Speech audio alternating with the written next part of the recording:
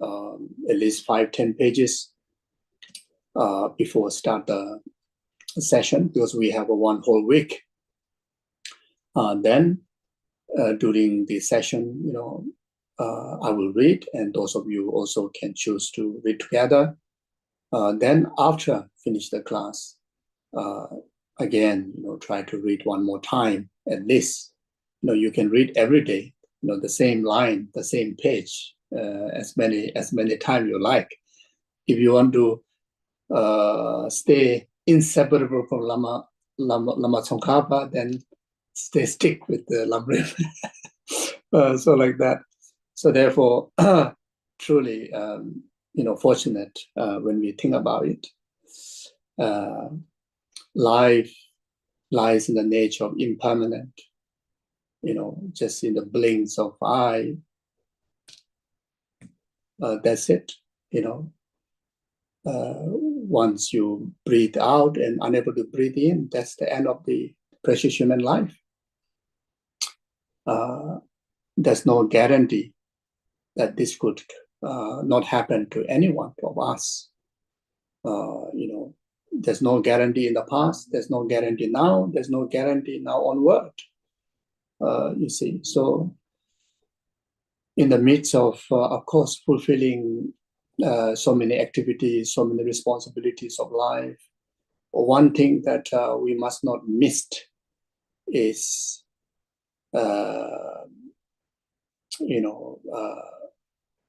doing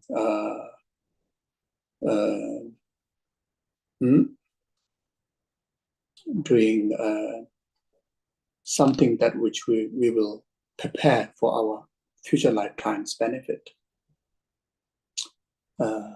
or something that which will guide us, be with us all the time as a companion, as a teacher, as a friend, as a guide, as a comfort, as a protection. When the day comes that we need to travel through unknown journey or unknown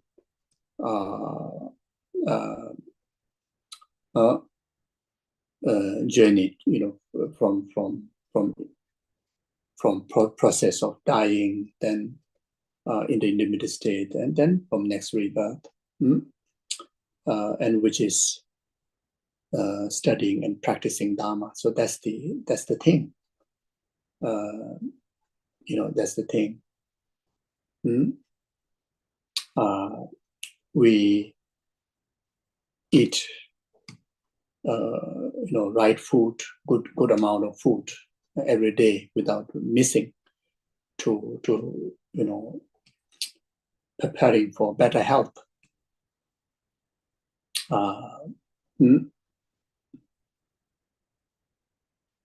And do exercises, do all sort of things, preparing for better tomorrow, or gain some sense of immune system protection.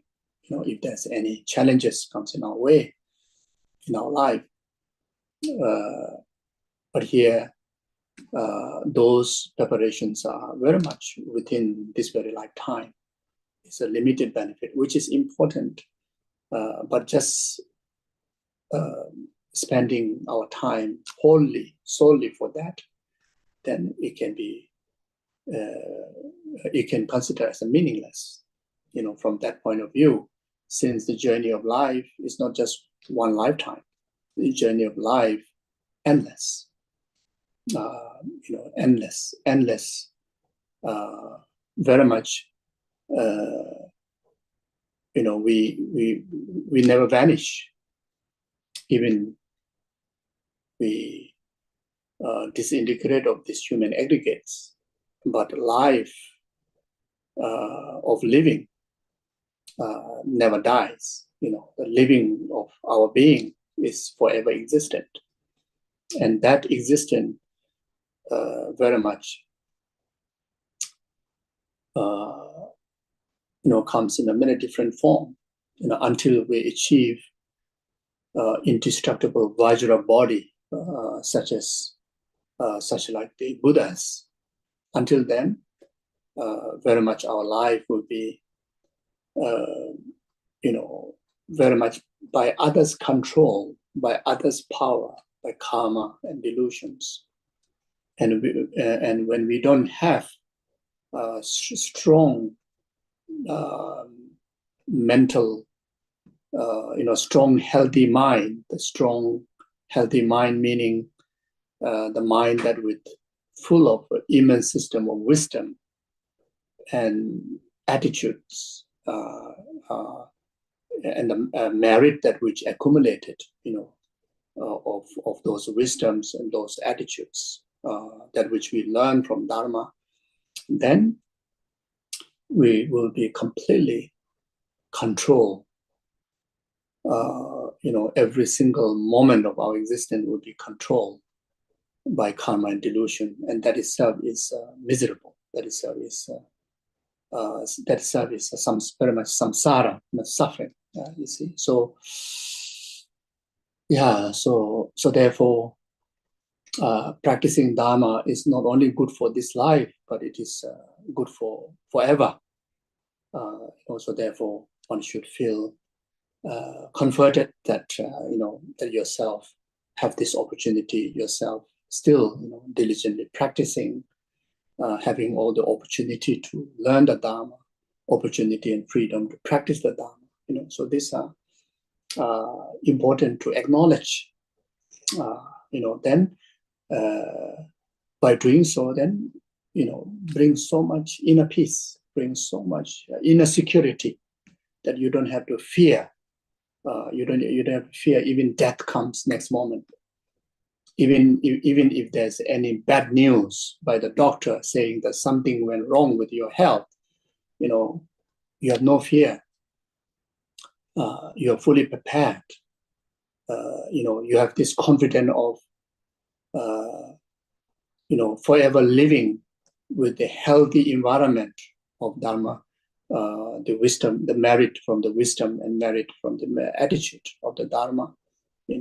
So it's very much like, even the death coming in your way, you will feel like you're just going for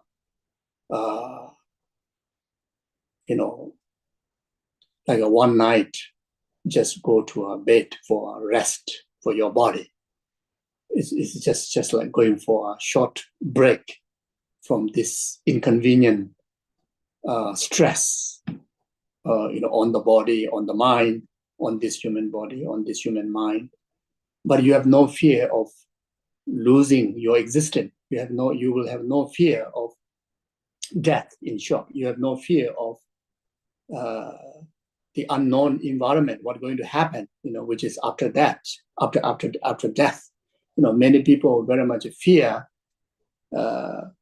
about death. In fact, it's a fear about not knowing what's going to happen after we die. It's those, in next rebirth, we don't know what kind of rebirth we're going to be in, what kind of experiences that we're going to have, what kind of environment that we're going to be in, etc., etc.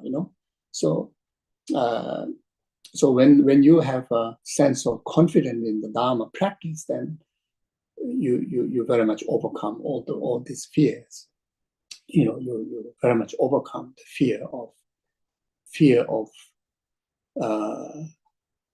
losing your existence. Fear of dying. Fear of death. So like that. So you see. So when you practice Dharma consistently, regularly, and truthfully, then there's a sense of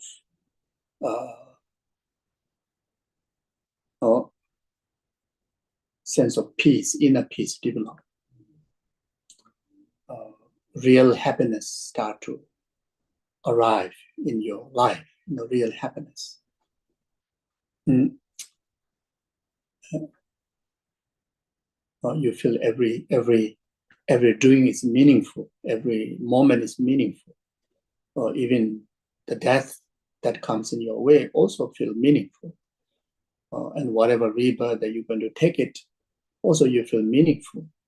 You very much feel, like your life is like forever is purposeful, like that. Okay. Yeah.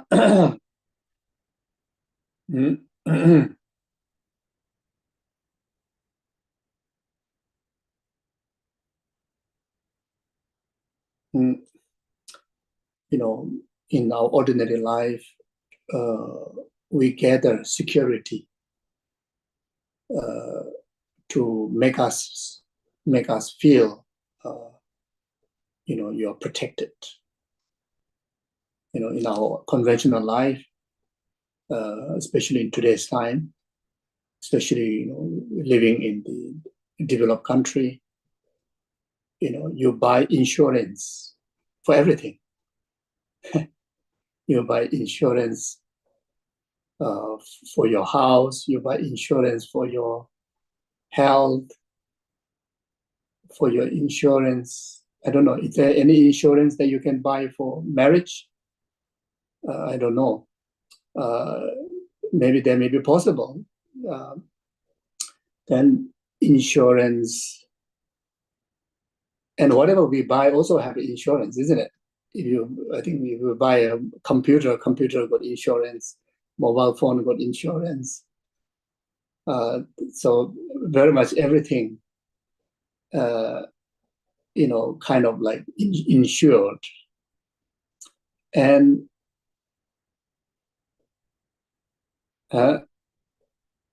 quite obvious, most of the insurance will cheat you. When you are really in trouble, then the insurance companies say, no, this also not included. This also very much all the trouble you're going through is not included. I remember a few years back, there's one Tibetan family whose house rented to someone, and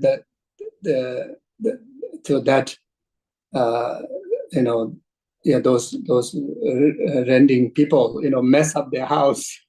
They burn the carpet, they burn the curtain. Then, I think, yes, and even the doors of some of the carpet not burned, but then they bring maybe a lot of dogs in, then dogs wee and poo everywhere. So very much the whole house carpet needs to change. And then, so they bring in the insurance people. They've been paying for so many years, so the insurance for everything. But then the insurance guys came and say, oh, this is not included because this is burned by candle. It's like not naturally burned. It's burned by candle, not insured. Then there's the curtain, oh, this is not insured because it's something. They will just give you all sorts of excuses. At the end, nothing is insured. And I hear many like that. Or maybe even certain small thing, maybe as if like, they're fully taken care. But if big thing happens, maybe difficult, I don't know. But when you practice Dharma, the insurance, you accumulate the insurance of Dharma, then that never fails. That truly never fails. That some more will give you bonus. If you are in more trouble, they will say, oh, even though this is not in the tick, it's okay, you can take it. So Dharma insurance is even in our conventional life, when you have a Dharma, when you break down maybe your house, you won't have so much of pain if you have Dharma. So if our health go through some difficulty, how much relief that we may gain from the health insurance. But if you have a Dharma wisdom, surely, you won't go through that much of trouble. I think it will give great protection. You see, so then not only this lifetime, especially in the most difficult time during the time of dying, then from future lifetime onwards, when you have Dharma insurance, then no doubt, in the darkest period, most difficult time, so Dharma is the light that illuminates and be with you. Dharma is the only one that would which will be with you. You see, so especially you see when our conceptual consciousness is sees by nature, everyone, when we're passing away after the 80 conceptual thoughts, after dissolution of the four elements, then the 80 conceptual thoughts. When the 80 conceptual thoughts cease by nature, there's no opportunity, there's no environment to the most subtle state of our being, the ripening of negative imprints. And if you have any virtuous imprint, that time, all those virtuous imprint just like naturally ripens like that, unbelievable, they're so amazing. So this is very important to know. During the conceptual state of mind, like now, we need the power of remembering, like the brain power of remembering what we learn. And if we remember those teachings, then it will be helpful. If we don't remember, then it's not much help, except the merit. But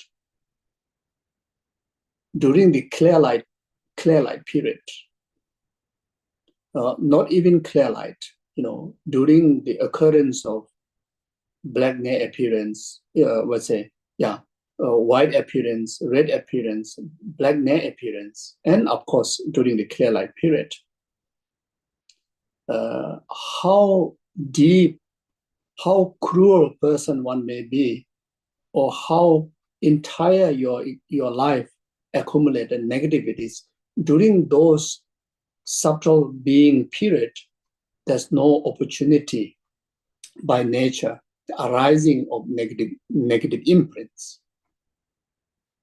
That's the purest period of our being. It's just, it is very much, we are very much in the pure zone. Right there, if we fully awaken, if we're able to, we could sense a simba, if we're able to grab or fully utilize that pure state of clear light, that's called fully awaken. You become Buddha. You actualize Dharmakaya. You see. So if we have accumulated the imprint of the entire path, imprint of bodhicitta, imprint of emptiness, imprint of generation and completion stages of the Tantra, then when the natural clear light occurs, and if you very much utilize the natural clear light occurrence as a platform where you construct by the help of natural ripening of all the virtuous karma. I think many of you have heard, I've said this many times, you need one switch. It is very much like the switch to the light. So entire our life is very much, making sure you design, correct wiring of the light in your house. Then put the right light bulb. Then then after some time, even you may be the electrician, you may now not remember how you have put the wirings. But as long as you know where the switch is, once you on the switch, entire light will be lit, very much like automatically like that, you see. So as long as during the natural occurrence of the clear light, if we are able to remember to utilize that clear light onto the path by remembering emptiness, by remembering bodhicitta, by remembering like daily yoga practices, or by remembering a guru, by remembering renunciation, or remembering any of the instruction, that which shared in the Lamrim, that become a switch. You switch the entire accumulations of the imprint, not only that previous lifetime, but all the imprint that accumulated beginning this lifetime will be fully, naturally, will be fully, ripened. You see. So like that. Your entire insurance will be fully paid in the most difficult time. So like that. Okay. So anyway, I better stick. Sorry for distraction. Okay. So I think in the last session I missed out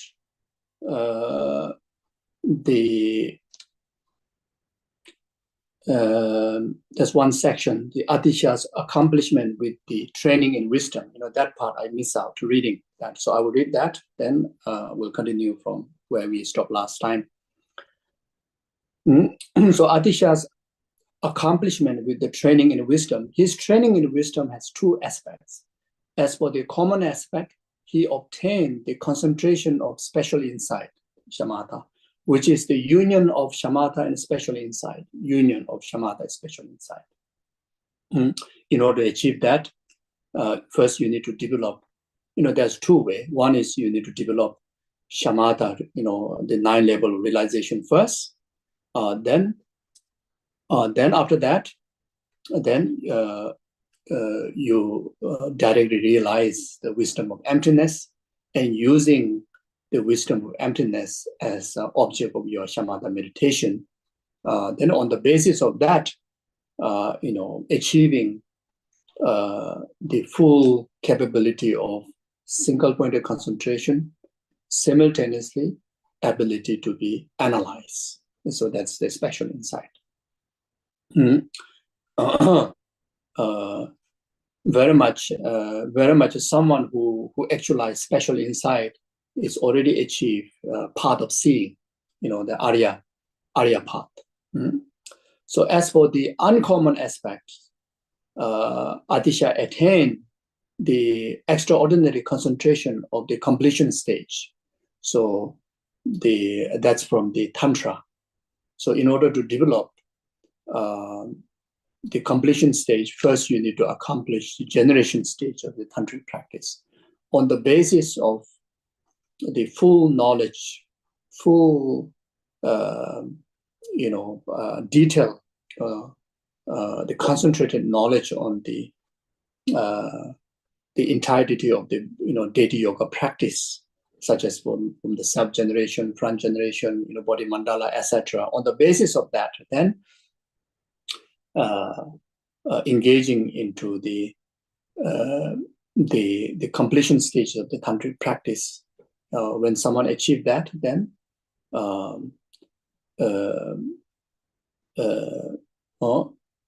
it's very much, directly accumulating the direct cause of the Dharmakaya. In order to do that, then you need to have this wisdom. Even in the deity yoga, without the wisdom of emptiness, you won't able to achieve completion stage.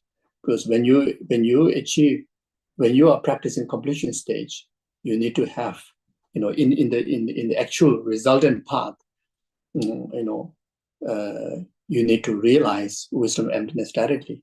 even when we are training in the training part, at the moment we as ordinary, before practice the completion stage, when we practice the completion stage, we need to utilize the wisdom of emptiness in relation to deity yoga practice. Then eventually, you practice the deity yoga on the basis of wisdom of emptiness. That also on the basis of concentration, which is on the basis of the generation stage. When you accomplish the completion stage, you achieve the Dharmakaya, you achieve enlightenment, something like that. Okay, now.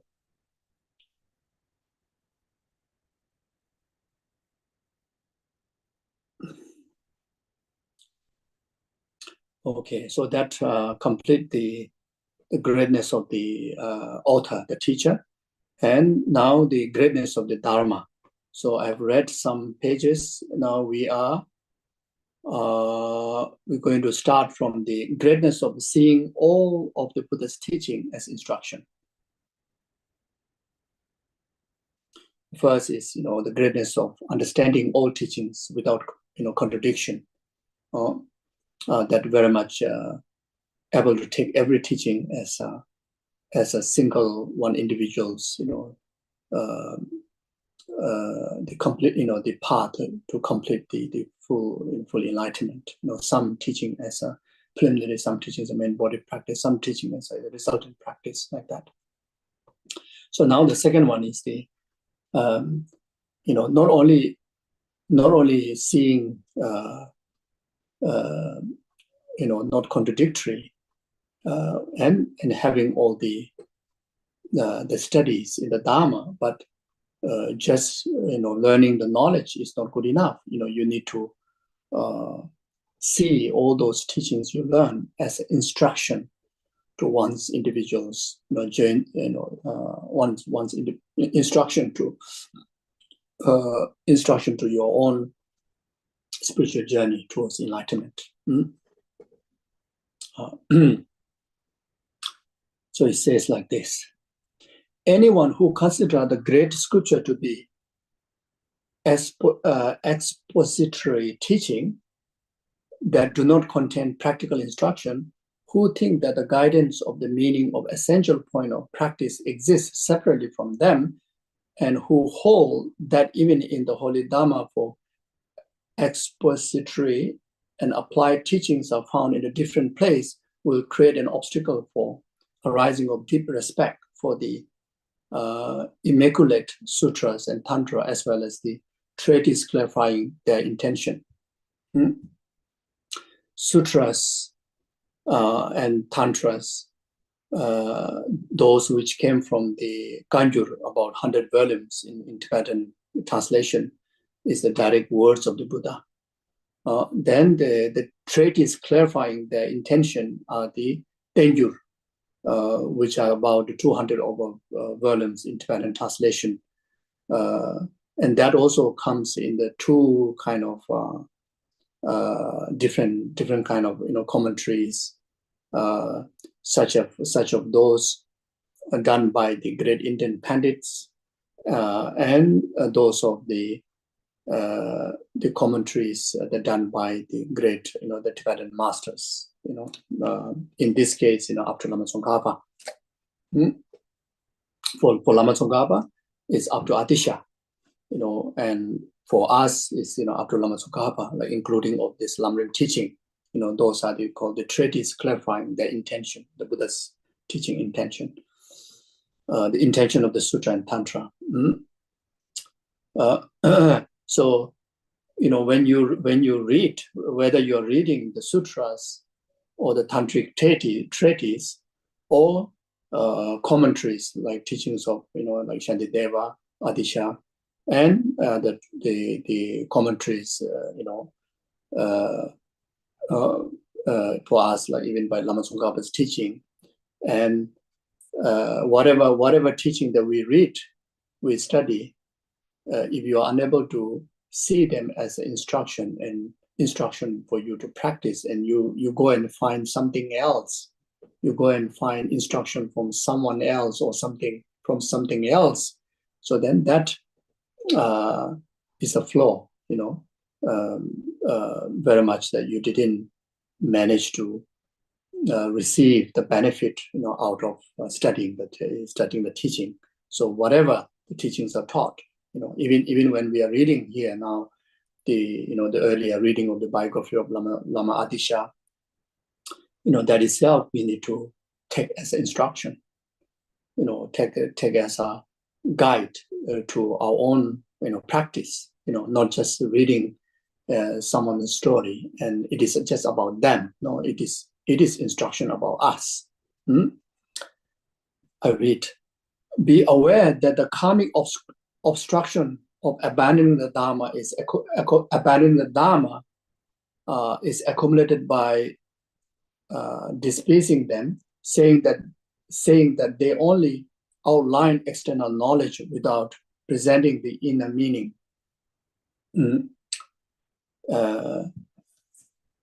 For those who want liberation, the infallible supreme instructions are indeed the great scriptures.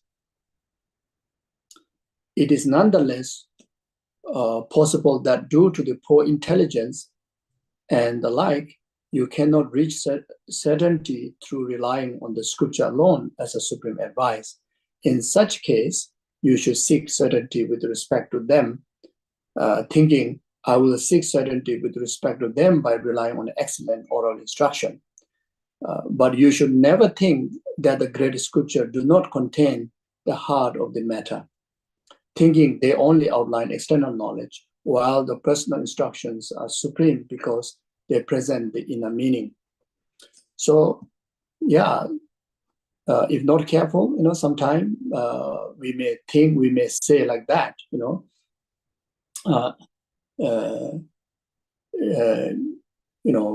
unfortunately, sometimes we even hear those who don't have much interest in rigorous, philosophy study, but then they have a great interest in meditations and retreat. And these meditators and retreaters, sometimes there's a danger of seeing limitations in the rigorous philosophical studies, even saying or thinking that, they're just studying a word. There's no meditation, there's no practice, Then sometimes those philosophers,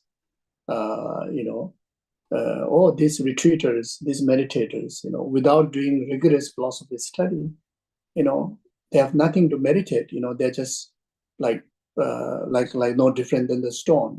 So that also wrong. You see. So here again, the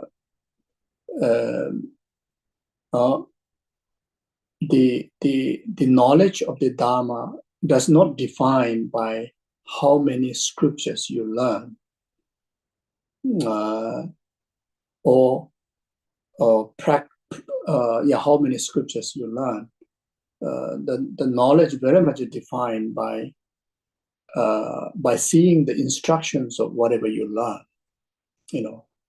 Whatever you learn, you may learn a little bit or not. You may learn certain sections of teaching or whole. The important is you did able to see entirety of those teachings as instruction to practice. You see. Then when we talk about retreat and meditation, just hiding yourself in the cave does not define as a retreat.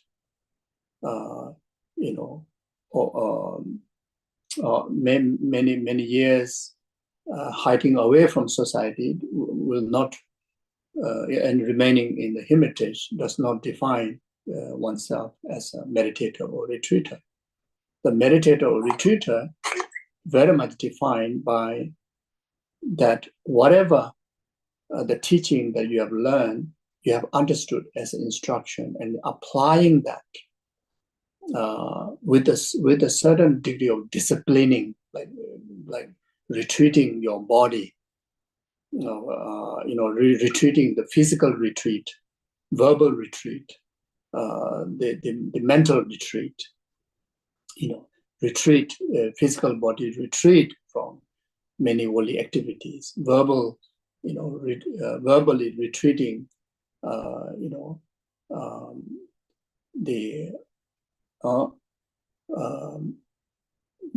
non-dharma chattings, mental retreat,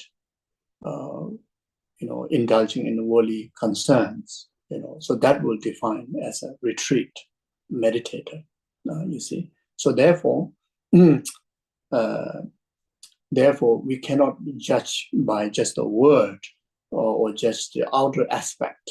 It all comes in one meaning: seeing instruction and applying that instruction into practice. That will define it. So this is very much like that. Even sometime in those who didn't know how to construct their spiritual intention. Sometimes even within different tradition, they say, the Geluks only study, only debate. They don't have meditation, they don't practice. And sometimes the Gelug philosophers, they say, these people, they don't study, they don't know what they're meditating. So sometimes there's a danger of coming out such a speech even by someone who's sitting on the very high throne and someone carrying some titles, which is very unfortunate. That's not right. That proof that they didn't understand what exactly the Dharma is, you see. So then our case, sometimes we also, if we are not careful, and sometimes we meet all sort of environment, and there's a danger, you see. So that's why it is so wonderful, when we read, study the Lamrim teaching, and all these teachings are also guided us by Lama Tsongkhapa, which is so wonderful. Like beginner like myself, these are so important. Okay, I read. Najorba Chenpo, Changchu Rinchen,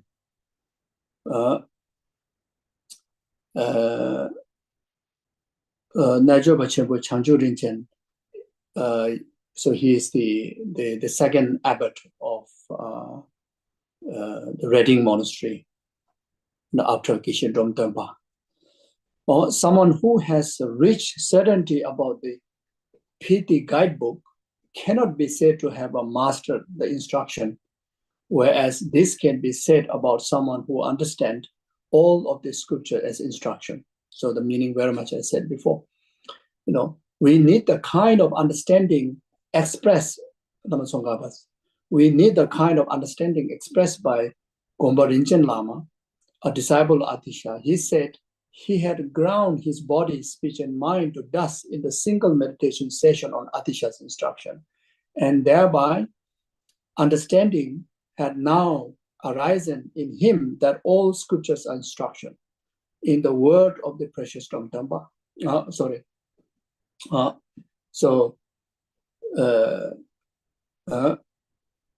You see, so when we understand,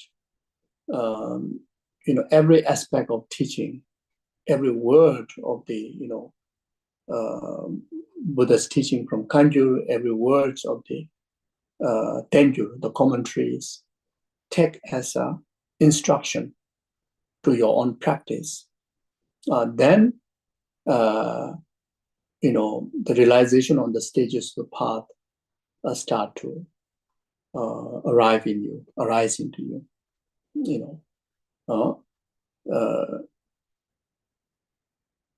If you discard certain Dharma instruction, or if you be biased, even one word of Dharma or one teachings of the Dharma, that become a huge obstacle to actualizing the realization of the path.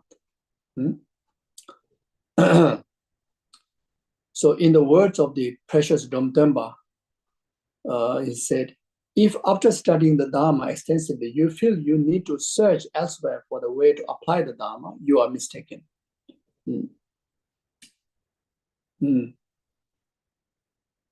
If those who have studied the Dharma extensively, Lama Tsongkhapa said, if those who have studied the Dharma extensively over a long period, yet who are completely ignorant as to how to practice it, develop the wish to practice the Dharma and think they must search elsewhere for instruction, then they have totally misunderstood this and err in the manner described above. So this is also something, we have to really think deeply.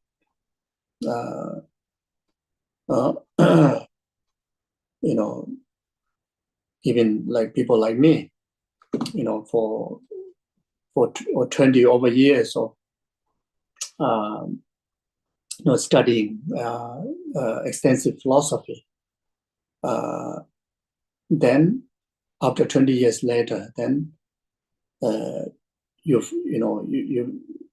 very much kind of like fell lacking of instructional guide to practice. There's a danger of having that kind of conclusion. Some individuals go through like that, and that's a disaster. Every single teachings, through the philosophical instruction, is the instruction to apply to develop the path. But some, because of the motivation, just to very much the motivation is like academic kind of learning. To get the certificate, to get the name, and to just become a scholar. Then in that case, then even after study 20 over years of philosophy, you still become alien to Lamrim.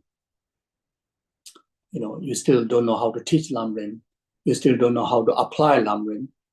You don't know how to teach Lojong. You don't know how to apply Lojong. Sometimes we philosophers go through that disaster also.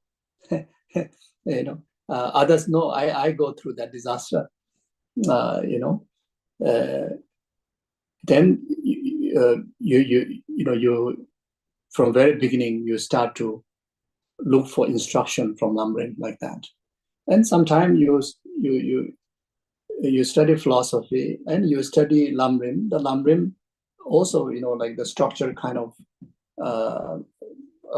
instruction and structure kind of knowledge, but you didn't really take as a direct instruction to apply in your day-to-day life. And again, you are unable to find Lojong in Lamrim.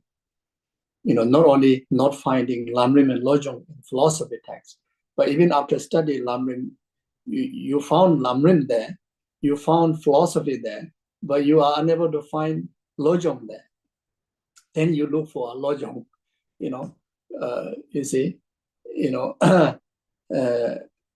then after studying Lojong, then still, you feel that something like pit instruction is missing, and you still go and ask your guru how to practice. What can I practice now? What sort of teaching that I should study and practice. Sometimes we do that. You see, so those are in fact is if this is happening in relation to your search for instruction for practice, then it's a mistake. So look into ourselves. I go through that. So this mistake. It is not a mistake to study philosophy and also study Lamrim and also study Lojong and also get instruction from your guru to practice. That's not a mistake. You should get all aspects of teaching, but finding practical instruction for you to apply into practice while you're studying philosophy, you don't find there. that's your mistake. And if while you're studying Lamrim, you don't find that, that's your mistake. While you're studying Lojong, you don't find that, that's your mistake. Even after getting guidance directly, pit instruction from your guru, still go around and asking, how should I practice?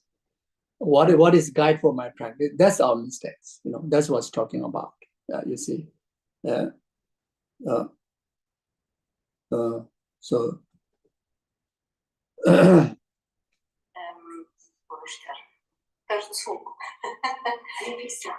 Das ist eine Gesche.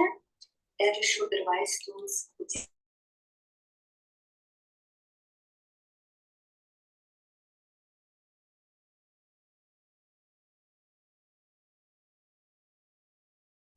Kishila, sorry, you need to turn on your voice. Sorry. Thank you. Kishila, can you please turn on your voice? Oh, okay, sorry. So in Abhidhamma Kosha, and it says like this. The Buddha's holy Dharma is twofold. It is nature, is scripture, and realization.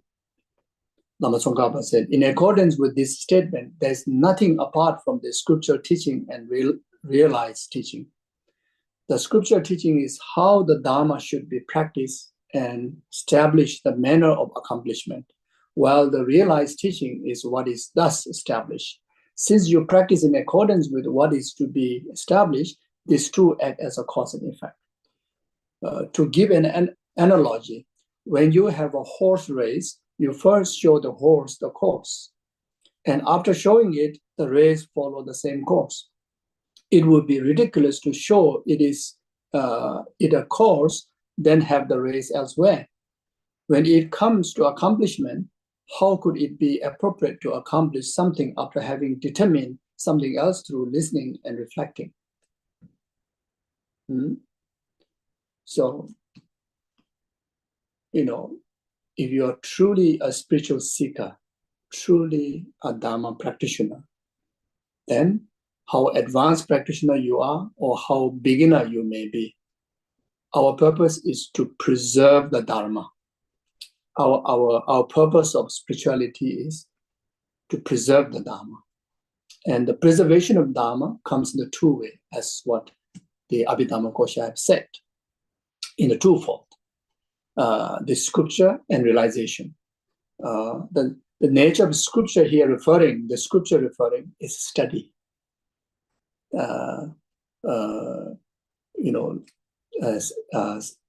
Study or learning, receiving the blessing of study of the entire Dharma, and that comes in the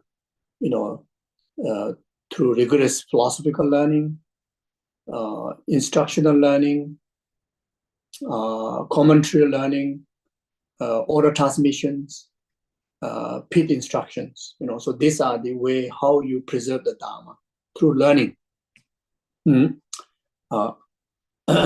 So studying Dharma,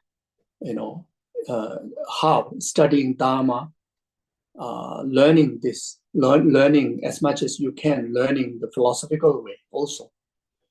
Studying Dharma by receiving commentaries, all the different teachings. Study the Dharma, receiving order transmission, through order transmission. Learning the Dharma through pit instructions from your gurus. Okay? So this is how you preserve the Dharma through learning. This is the preservation through scriptural learning. You see, so this is what it is. Now, the second preservation of Dharma is realization. So whatever you learn, whether you learn through philosophical way, instructional way, whatever way you learn, taking all those as instruction to develop the path, and realizing the path of all the teachings, realizing all the teachings as a path, realizing all the instruction as a path, is the preservation through realization. You see, so that's the true thing that we need to live a life as a spiritual seeker, as a Dharma practitioner. Then the scriptural learning and the realization is they act as a cause and effect. So without learning the correct,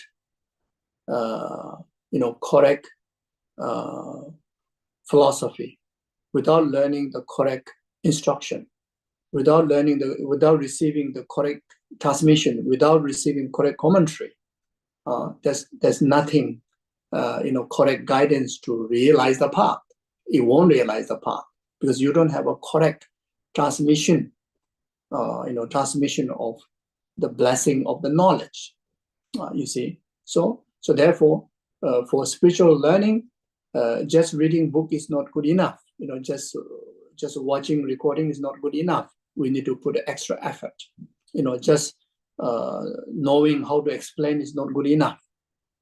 You see, because whatever you learn has to become a direct cause to the path of the teachings. It has to be the cause, direct cause, to result the path within our continuum. So that's the thing. Now, realizing the path will be only realized if you practice accordance with the teaching. You see. So you see. So we cannot engage in the spiritual practice based on our own ordinary interests. Ordinary interests. The worldly way. We cannot engage in spiritual practice the worldly way. Whatever way you want to practice, you need to rely on the correct instruction that taught in the teaching, and in the two type of teaching. One is the direct teaching, the kangyur. Another one is the commentary. It has to be matched. You see, so like there are many meditations. In today's time, meditation is very famous in the world. You see, so if you really want to do a meditation that guided by the Buddha, in order to realize the path, then there's an instruction, there's a guide how to do meditation. You see, there are different kind of meditation, like analytical meditation, absorption meditation. There are subclasses of meditation. Has to do meditation within that parameter. If we want to, if we are doing meditation for spiritual realization, so for that we need to study, we need to learn, about how to do the meditation like that, correctly, So otherwise, the moment there's a name of meditation and you just engage that, and sometimes some meditation is just like space out. Some meditation is more for like relaxation. Some meditation just simply breathe in and breathe out. Spend rest of your life like that. You see. So, so basically, whatever practice that we want to engage, genuine sense of practice in the Dharma, we need to do in accordance with the teaching. So that's what's talking about. Otherwise, the path won't result because there's no right cause. So therefore, the scriptural preservation of the Dharma and the realization, preservation of the Dharma act as a cause and effect. So this is also expressed in the third stages of meditation. Whatever has been realized by the two type of wisdom arising from listening and reflecting is precisely what should be cultivated by means of wisdom arising from meditation. just like the horse run the course, it has to be shown. Thus, Lama Tsongkhapa says, thus through summarizing all the essential point of the path set forth in the scripture and their commentaries, starting from how to rely on the scripture teacher up to the shamatha and special insight, they are all condensed into stages of the practical application in terms of employing placement meditation where placement meditation is required, and analyzing with the wisdom of fine investigation where analytical meditation is required. This instruction guide you so that all the scripture present themselves to you as a personal instruction. The conviction developed that they should be understood as a supreme advice, and the misconception that they should be understood as a mere background knowledge for the Dharma rather than as the actual instruction is completely reversed. So you see, ultimately here, to able to develop whatever Buddha Dharma practices we do, or in practice, ultimately, we have to practice during the training. We are able to practice until we develop special insight. In order to do that, we need to realize the wisdom of emptiness directly. In order to realize the wisdom of emptiness directly, we need to realize the conceptual realization of emptiness. In order to realize the conceptual realization of emptiness, we need to gain the wisdom through contemplating the way how one should meditate on emptiness. In order to do that, we need to study. We need to study the exact the knowledge how to develop the wisdom of emptiness. A similar way for concentration, in order to develop the concentration that capable to serve as a basis for special insight, one need to first gain a wisdom of the knowledge. In order to do that, then we need to study, those guides, like to develop shamatha, to develop wisdom of emptiness, in accordance with the sutra and the commentaries. We have to learn accordance with that.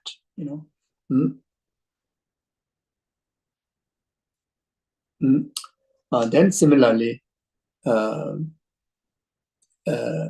the gradual Lamrim instruction from relying on the teacher, all the way up to the tantra, has to be practiced, has to be meditated in order to develop the path. The guide or the object to be meditated to develop the path, we need to study, and accordingly, what the commentaries and what the actual root text, the sutra have spoken about, so like that. So that's why, those masters, those authentic, masters, like Lama Tsongkhapa himself, whatever he offer the guidance of the teaching to us, he very much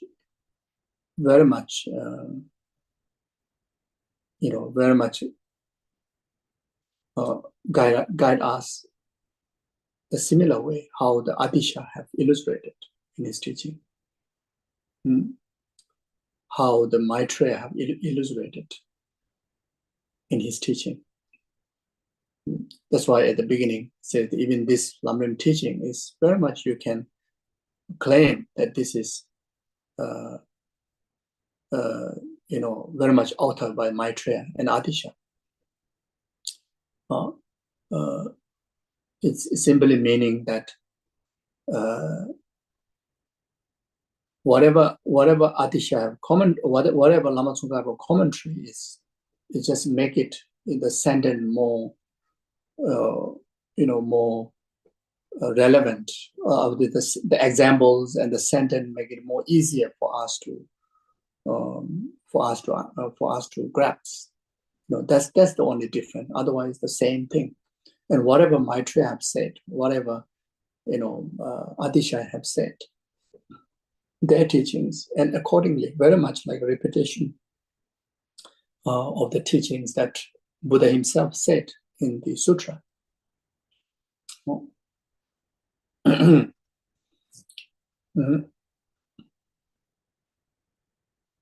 So whatever new thing, the new ways, to illustrate the teaching is very much to make us to understand, the easier, more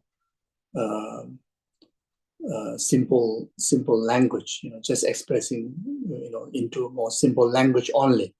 We cannot go out of the content and out of the direct instructions of those teachings, So otherwise, sometime, we may when we go to receive teaching, we look for a new presentation. We look for something new.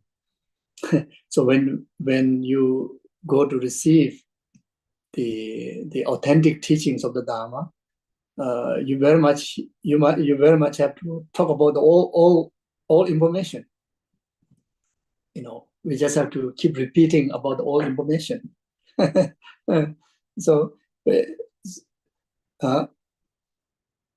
yeah, so that's why some teachers, they are so strict that until that they don't even improper I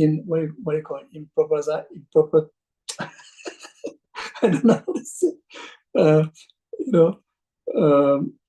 They don't even want to use a new example. They don't even want to use the new language. They just read as it is, and the students who don't really know what they are looking for, they're just looking for the ordinary way, looking for a new exciting kind of teaching. Then they get bored. Then eventually, very qualified, authentic teacher have no disciples, no students to listen. And when it happens, many like that, unfortunately. So if not careful, honestly, if we are not careful, there's a danger, because we are very much trained in our worldly environment, in our education environment, always learn new, always be different. Everything has to be different. Then it's nice. Then it's exciting. Then it's unique. For Dharma teaching, we cannot look for difference. We cannot look for new thing. We have to look for the old one. we need to look for the sameness one. Even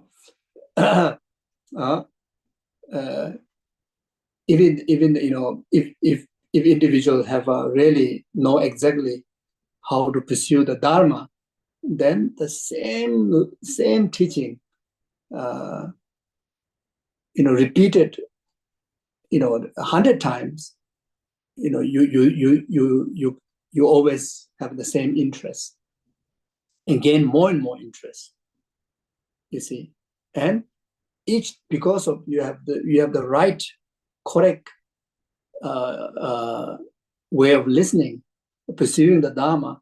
Each time you listen, even though it's reading the same thing, even though it's saying the same thing, you gain a new wisdom. Your realization, develops. There are many individuals who, while listening the teaching, the same teaching, the initial time they develop certain level of path. The next time they already realize the path completely. There are many stories like that. So yeah. I remember there's in Singapore a long time ago, there's one senior geshe who is so strict. who's so strict, he cannot improvise.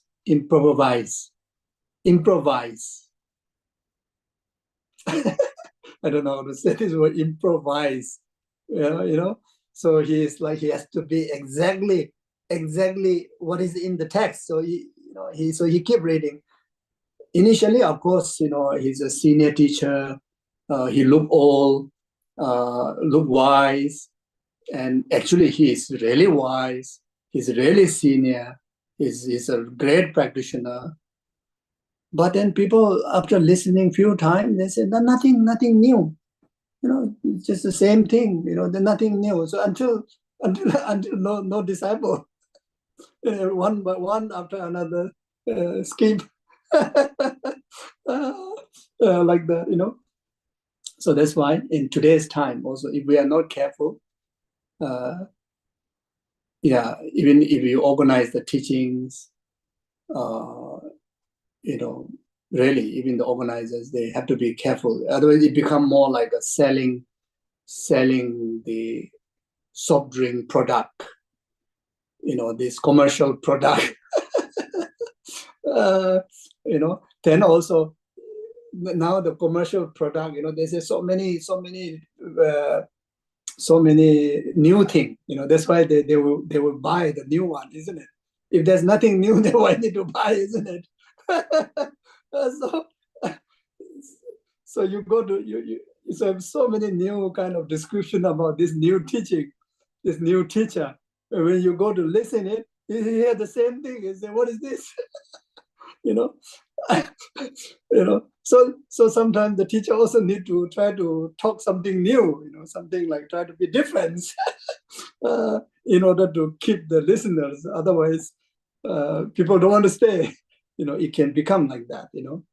So if not careful, if not careful, then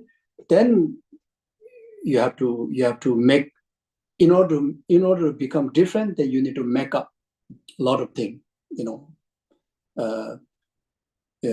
by your mind and our ordinary mind, because otherwise everybody's using the same text. If you say the same thing, cannot. So then until the Dharma get diluted, you see. So then there may be a lot of new things to know, a lot of new styles, but then realization-wise, taming the mind-wise become less and lesser, so like that. Anyway, sorry, I talk too much. Okay. Okay, the greatness of allowing you easily to discover the victorious intention. Although the great text, the scripture along with their commentaries are the best advice, completely uneducated beginner who delve into them cannot find their intention without relying on excellent oral instruction. And even if they find it, it takes them a lot of time and enormous effort. If they rely on the guru's oral instruction and the like, it is easy to understand.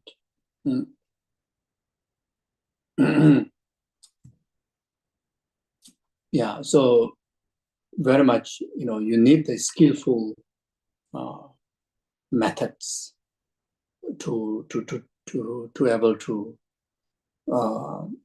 deliver the teaching, to assist, to understand the Dharma, and ultimately to make sure to make the listener to understand the actual intention of the Buddha, according with the sutra and its commentary like that. The greatness of the naturally stopping serious misdeeds, as explained in the Lotus Sutra and the Satyaka chapter, it amounts to abandoning the Dharma if you hold that some of the Buddha's utterance are means of attaining Buddhahood, while others are obstacle to Buddhahood, dividing them into good and bad, appropriate and inappropriate, or Mahayana and Hinayana, and thereupon holding that as a Bodhisattva needs to attain, Bodhisattva need to train in some and not in others, not in others. This is because you fail to understand that all the Buddha's work directly or indirectly teach the means of attaining Buddhahood. So, especially practitioner of Mahayana. Then on top of that, especially the practitioner of Mahayana, Tantrayana.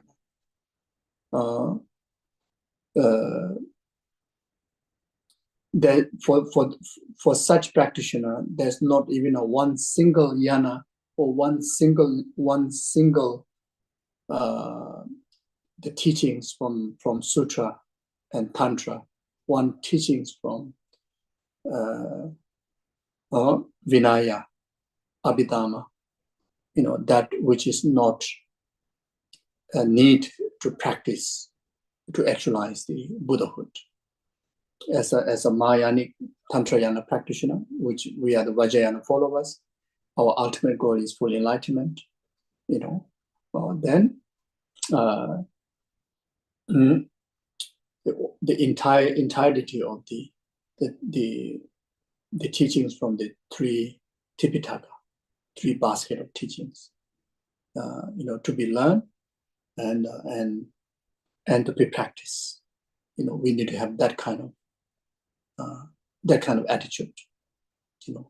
Vinaya to be practiced, Abhidhamma to be practiced, perfection vehicle teaching to be practiced, like that. And those of the Mahayanic Sutra practitioner followers who have not met the Tantra yet, and then the rest of the earlier teachings to be understood, to be practiced. But then the teaching that which you have not encountered, such as the resultant teaching like Tantra, not to be criticized, not to be abandoned. You're not yet arrived there. So if that is the teachings of Buddha, then eventually to be learned, eventually to be practiced. That kind of manner should be there. So I'm a Sutra practitioner. So Tantra is like something that is contradictory. They weren't able to practice. Even in Tibet in the past, those who practice Vinaya, they feel Tantra is contradictory to apprehend, to practice. And those who practice Tantra, they feel Vinaya is contradictory to practice. But both has to be adopted as an instruction to practice like that. And those of the Hinayana practitioner, then unless they really, if they learn the entirety of the Mahayanic teaching, the Sutra and Tantra, then surely they won't find any any reason not to respect and regard as those of Buddha's teaching. But then if you have not studied them yet, then not to criticize or not to say or think the Mahayanic teachings are not Buddha's teaching. So again, historically in the past, it happened. In India, the Mahayanic Sutrayana and Tantrayana very much become very private practice, and the Hinayana institution practice become widely spread until that, start to claim that Mahayanic and Tantrayanic teachings are not Buddha's teaching. Such obstacles did occur due to lacking of learning of the entirety of the teaching. So like that. So in our case, in our time, there are different traditions. Nyingma, Kagyu, Sajya, Geluk, Tibetan Buddhist traditions. If we, whether we have already studied all of the different traditions or not, we still have a respect as all other teachings of the Buddha. Then eventually, find ways to learn and integrate, because each of the teaching, each of the different tradition has their own unique and highlights of the certain points, and those can be helpful to enhance your own practice like that.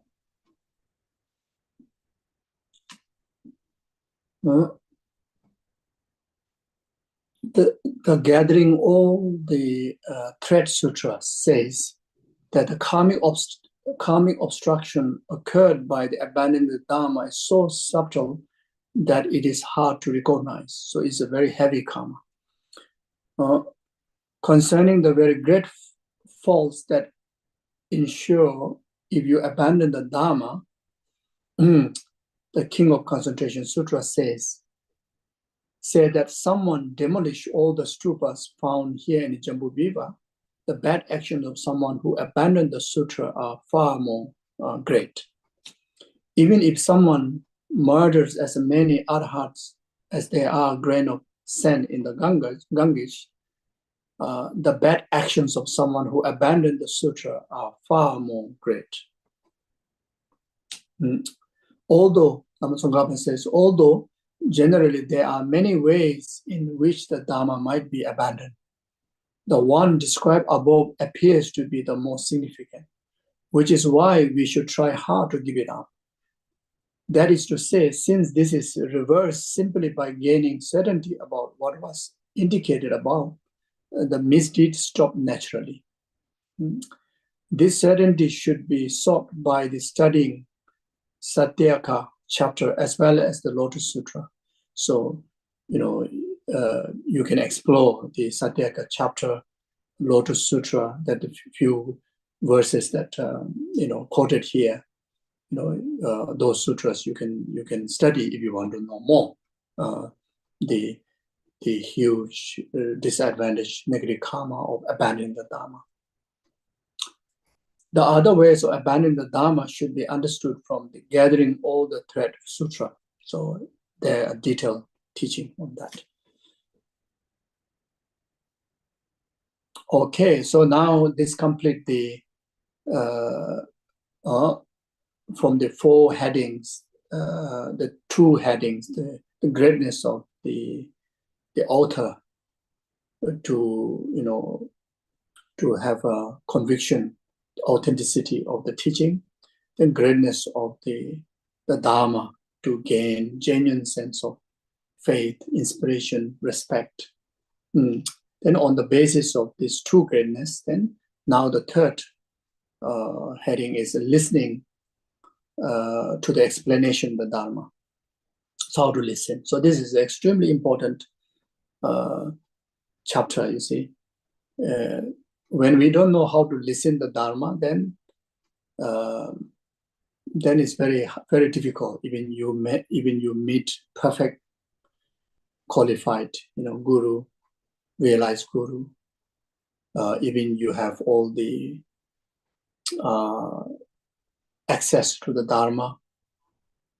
Even you have time. But then, if you don't know how to listen correctly, then it won't impact the heart. You may be able to learn a lot of knowledge, but it will not fulfill the spiritual purpose, which is need to subdue our mind, need to purify our karma, need to purify the delusions, need to develop wisdom, need to develop attitude, like such as Bodhisattva's attitudes, wisdom of selfless. All this need to develop. It won't happen. You see, so especially beginner like me really need to construct carefully, how to listen to the Dharma. So here then you apply not only while listening, even when you're reading the text, even when you're when you're watching some recordings, and now some of our precious gurus are physically not there, but there are a lot of recorded teachings there. There are a lot of books are there.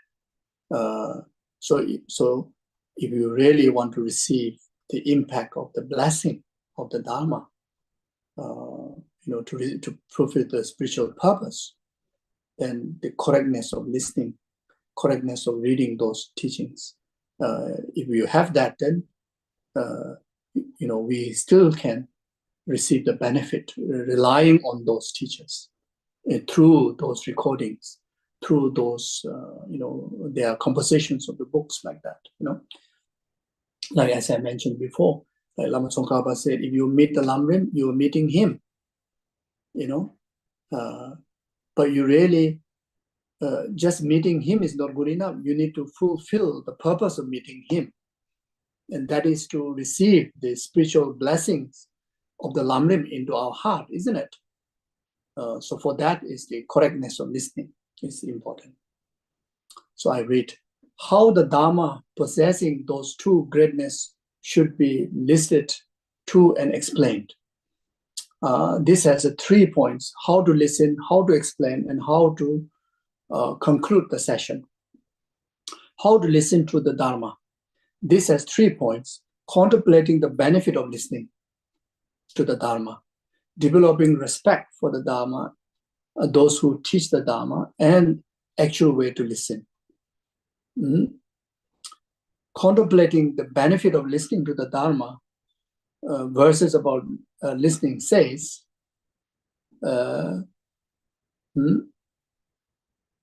this is a collection of indicative verses. So through listening, the Dharma is understood. Through listening, bad actions are reversed. Through listening, the meaningless is abandoned. Through listening, nirvana is achieved. You see, through listening the Dharma to be understood. So Dharma is the antidote to the delusion, antidote to the karma, is the Dharma. What is the Dharma? The tools, act as an antidote to the delusion, to the ignorant, to the attachment, to the aversion.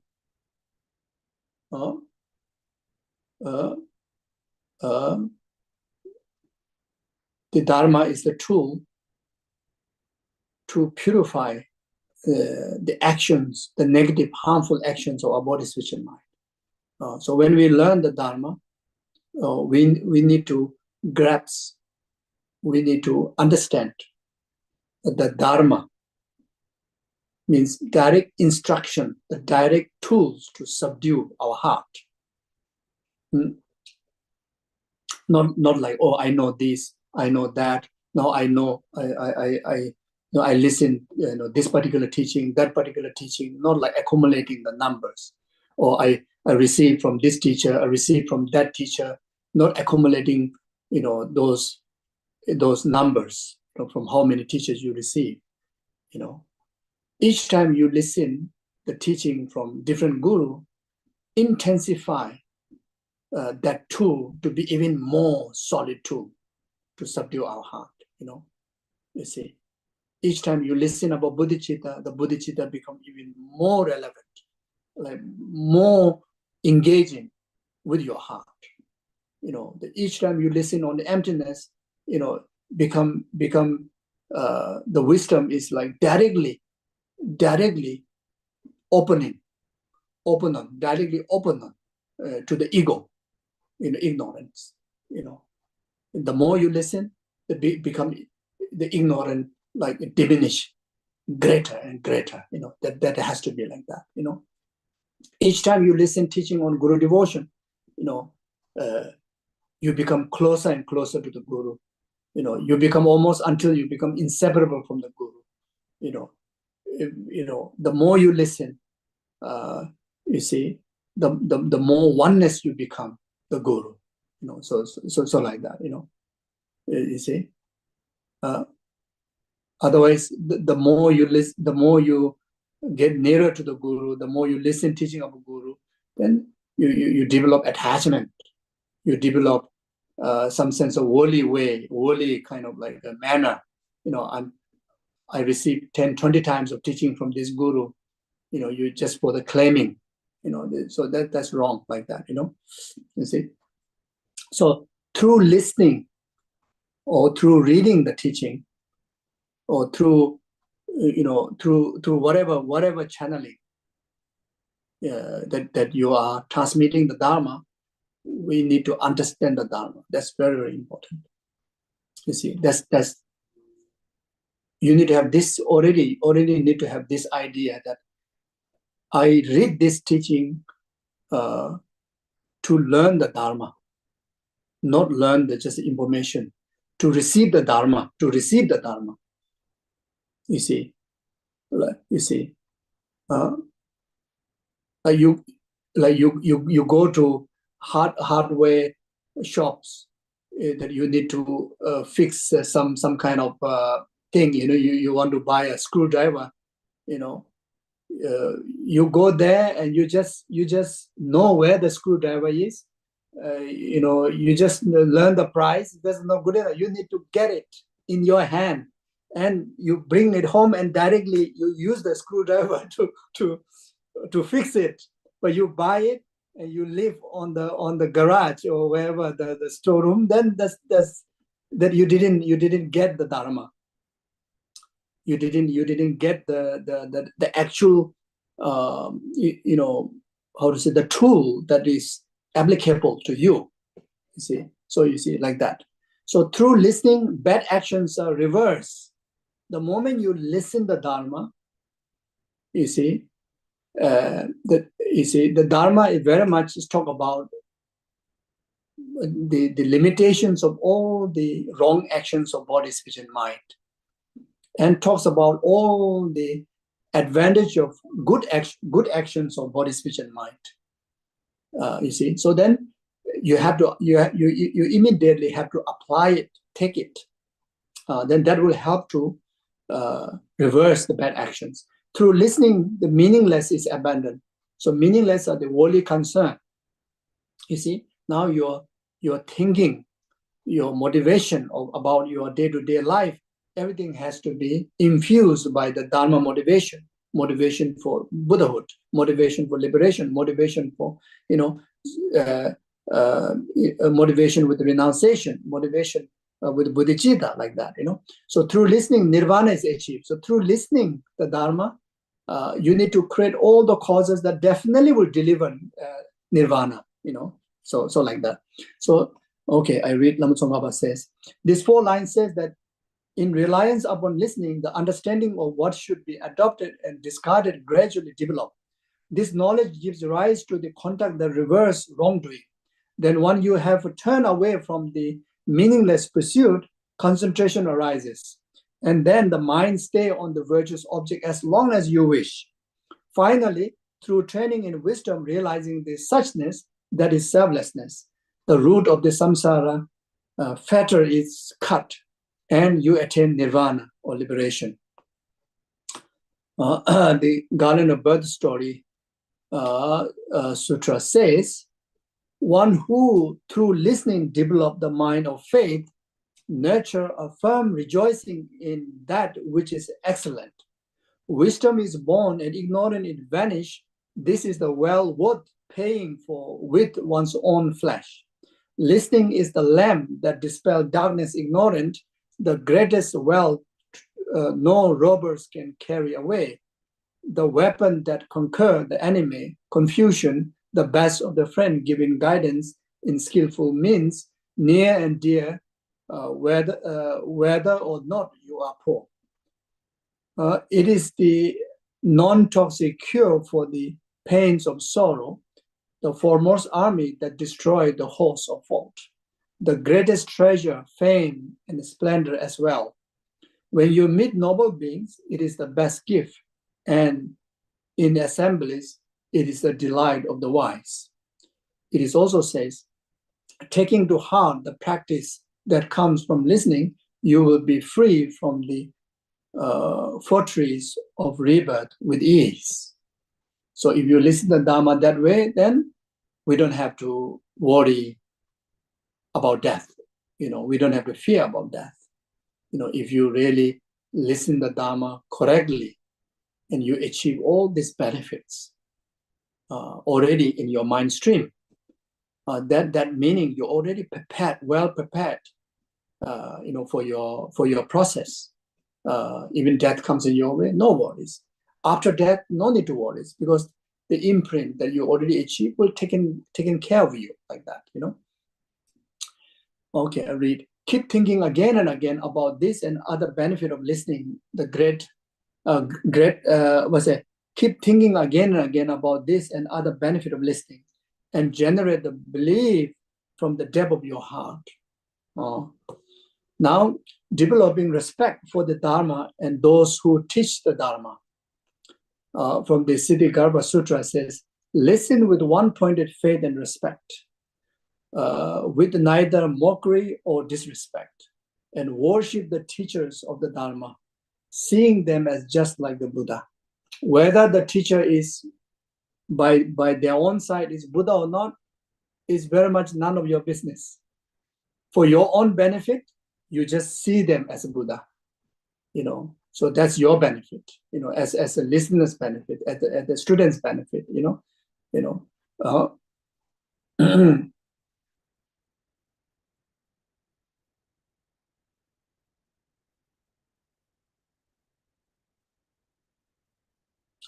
In Tibet, Lama Atisha was asked a question, what do you think about the practitioners here? Will they gain, you know, a realization on the path? And Atisha says that you people here, you see your teacher as ordinary like yourself, you know, how to achieve the realization on the path, you know.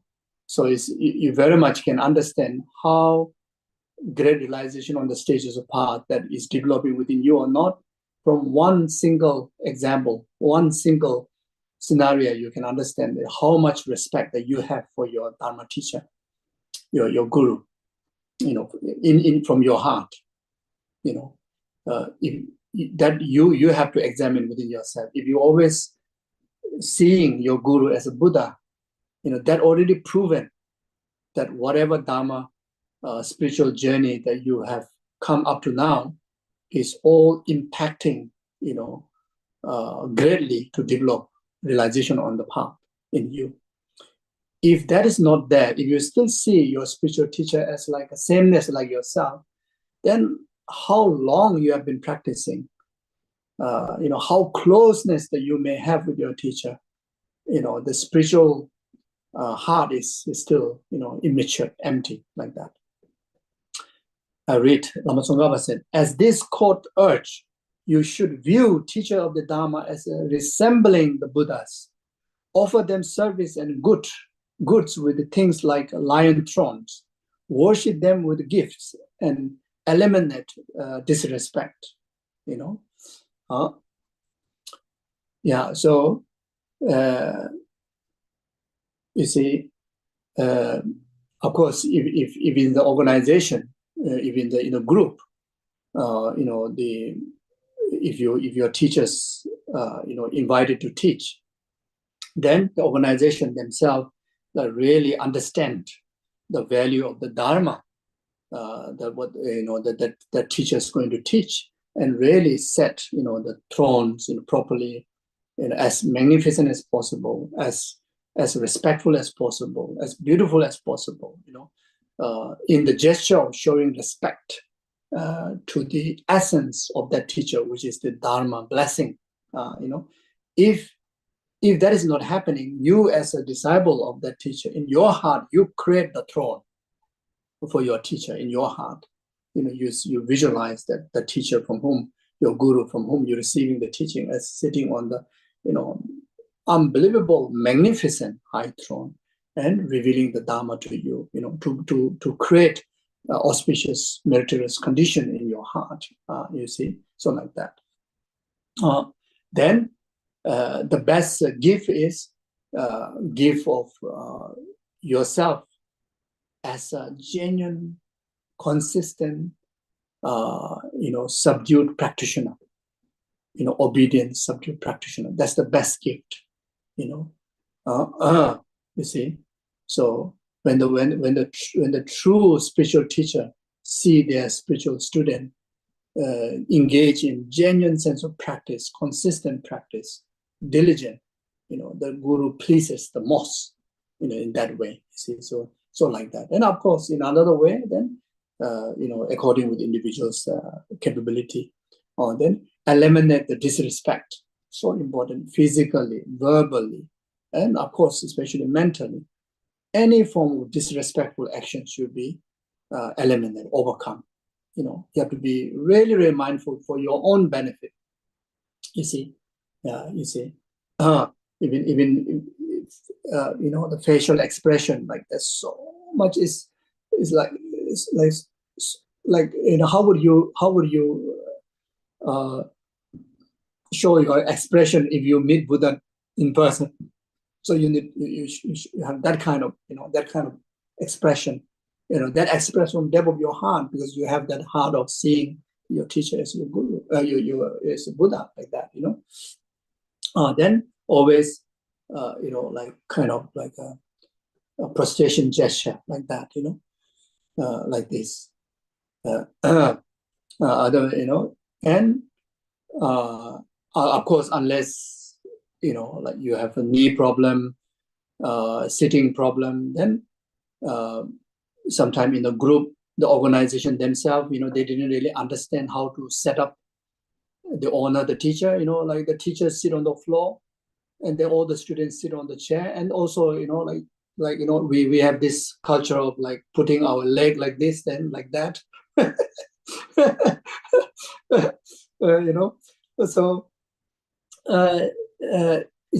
So for your own benefit of accumulating auspiciousness, there's these gestures, very important to organize properly, you see. So if there are so many people need to sit on the chair, then the organizer should set the throne, at least few inches higher. How stingy you want to be, also at least few inches higher, for the respect for the Dharma, should set like that, you see. And sometimes, any places, whether to do at your individual home, whether to do it in the monasteries, in the Dharma centers,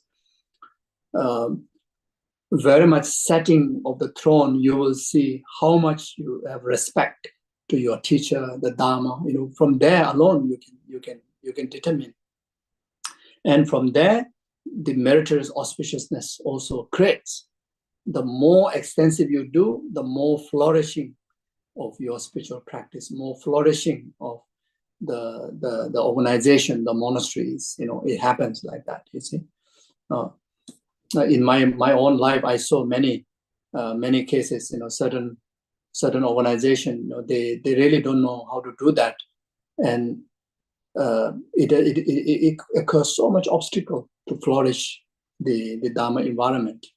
So those are very important. So if not, at least as yourself as a disciple should create all those environment in your heart. You visualize them. Or okay, I read Bodhisattva level. It says that you should be free of arrogance, be free of contempt for the Dharma and those who expound the Dharma, and hold those two in high regards.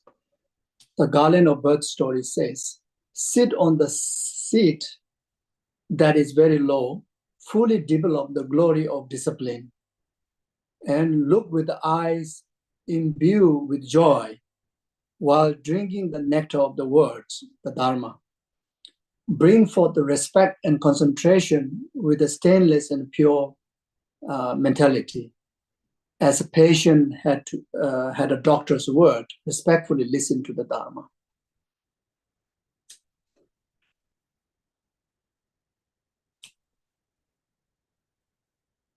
Okay, now I quickly read the actual way to listen. This has 2 points. Give up the 3 faults of the vessel and relying on the 6 perceptions. So these are very important. So giving up the 3 faults of vessel. Even if sent by the God, rain cannot enter the vessel turned upside down. A vessel that faces upward, but it unclean, will pollute the rain and render it undrinkable. Or says a vessel is clean, but the bottom leaks. Then even though the rain goes in and it is not spoiled by the dirt, it does not stay. In the same way, there is no great need to hear the Dharma if when you sit in the place where the Dharma is being explained, you do not listen well. Or if you listen but take it wrong with a faulty motivation and the like, or if these other faults are not present, but the words and the meaning you grasp at the time of hearing are not consolidated and get lost through the forgetfulness and so forth, therefore you should be free of these faults. The antidote to these three are set forth in the three phrases in the sutra. Listen intently in the correct way and keep it in mind. So this is from the sutra. And in Bodhisattva level, we are told to listen with the desire to understand it all, understand the Dharma, single-pointedly, and head full ear, like the deer, attracted to the sound like that, and integrated the mentality and fully focus attention. So you see, the qualities of the student is in Lamrim talks about the first quality, impartiality.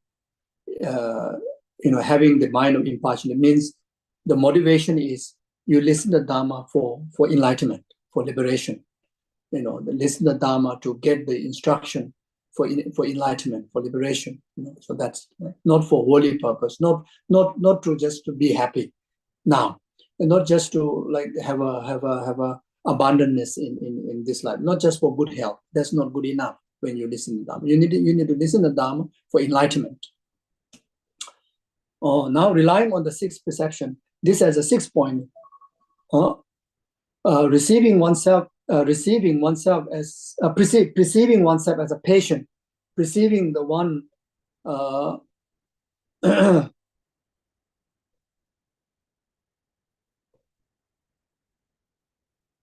Okay, so maybe I will stop here. Yeah.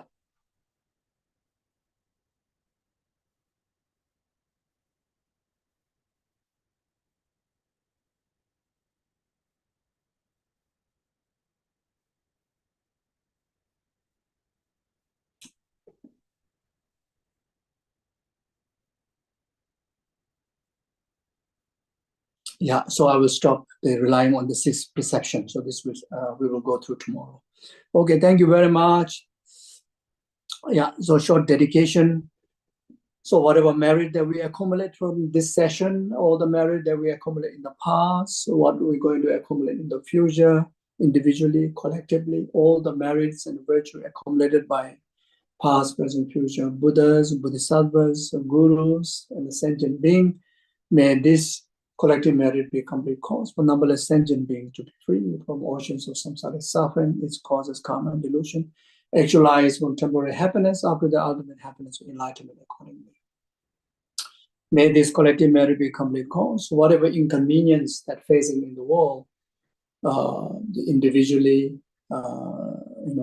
family-wise, globally, then also those of each and every individual who have requested prayers from our gurus, prayers from me, prayers from our monasteries, whatever inconvenience they may be, overcome without delay even a moment, and actualize meaningful, happy, prosperous, healthy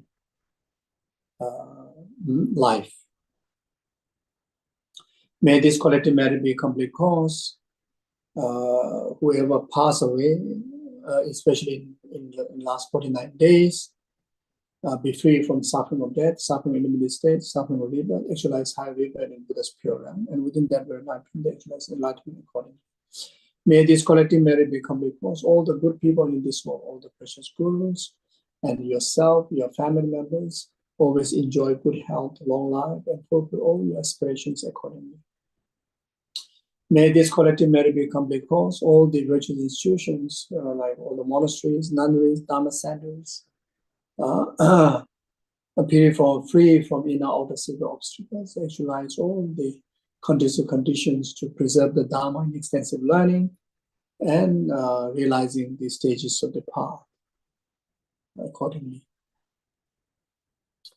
May this collective merit become because may each and every one of us able to practice just like what Lama Tsongkhapa to practice on the stages of path and actualize the entire spiritual benefit, including enlightenment within one very lifetime. Yeah, so then here is any individual, yourself or your family members going through any kind of difficulties in order to overcome. Then through you, we dedicate this collective merit, specifically by yourself, okay? And whatever wishes need to be fulfilled, you do the same thing while I recite these short prayers. Dagi Jini Sabe Jawande, then not to walk on a cambe the Cabraji, Los Andram. Tembe Nimbo Rendo Sashi, Sho Sashi, Joshi Mendotra, Basin in the camp. Sanjay Shindo made the Brewaye, Rugonanda Shinla, Cherbara, Chanjo, Zemjo Remboje, Magebanam Geju, Jawani Bame by Pune, Puni Tower, Magebanam Geju, Jawani Bame by Pune. Remy Tower Remboje, Magebanam Geju, Jawani Bame by Pune, Jabeba, which is the Kundo Sampo. The dog which is so Daloji Jawa, the Dom Jera, the Sonjebe Jawadam, the Moa, the Tashin, Zambo Jera, the Moa, Pamas and Jetam Jet, and not the using a Rotam Jetado to want the Chanju Samba. The dog when you molan do you, and Jenna Virginia, but you don't know that you should train and a mother for Tadu Chuan. Chizola Mebuzera, the Jananga Chile, Chuchu, Yamba, Bosan, the bedroom, and South Victoria, Musenta. Jawagundo Yandalama, the Damage, Bella, Sadalam, the Doje Chanji, Gombanyo, do show better so on make a vision over Passam, the Sanjera, Samba Chishin to better, she show. Tujeche, thank you very much. Take good care of each other. Take care. Thank you. Thank you, Geshe-la. Thank you. Take care. Thank you, Tujeche. Take care. Bye-bye. Recording stopped.